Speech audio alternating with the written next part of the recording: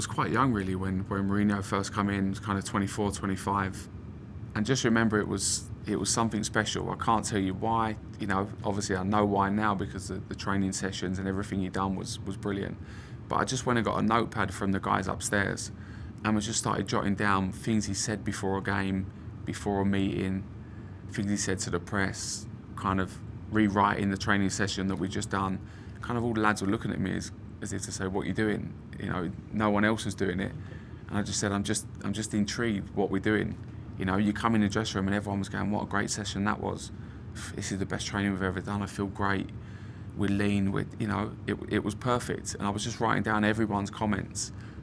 Right, good session. Everyone enjoyed that one. And for the very rare, there was probably only one, but you come in, lads didn't really enjoy that one day before a game. Okay, we'll write that one down.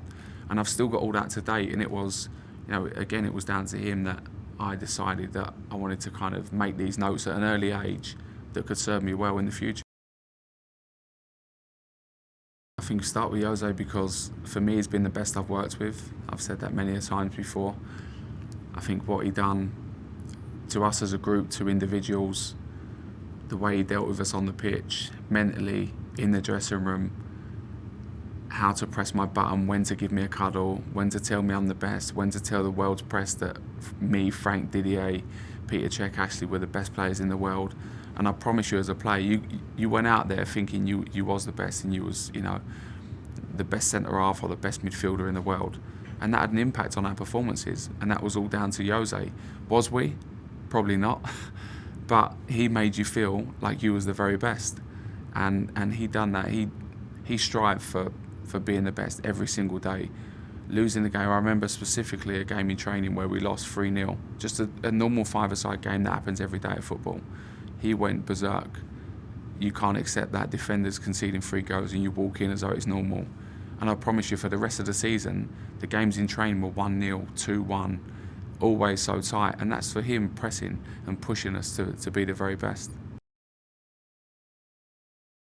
I think Ancelotti's been a very big part. I think that man-to-man management, when he first come from Italy as well, the tactical side of it was great. I think what I really loved about Carlo was his man management, the way he adapted as well, because he had a way of coaching that probably didn't suit English football, but he adapted very quickly when speaking to me, Frank, Didier. He wanted to pick our brains of, is this too much tactic for the players to do? Are we doing too much of this? I want to get the right balance.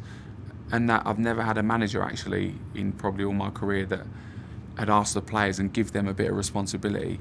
Because as players, naturally, when things go wrong, it's the manager, it's never our fault. He brought into the fact that everyone buys into it and you have an input of what time you train, so the responsibility is on you as a group, and he was part of that. It made you feel the togetherness was incredible, and obviously we went on to win some big things. But Antonio, I put into that bracket as well. I've seen a completely different side to how I would manage in the future. We do an awful lot of tactics, a lot more physical running side of things this year that I probably wouldn't have done due to the likes of Mourinho and Ancelotti not doing too much of that, to be honest. But I feel that's benefited the group this year, and it's something that hopefully when I do become a manager, I will add a little bit of all of them.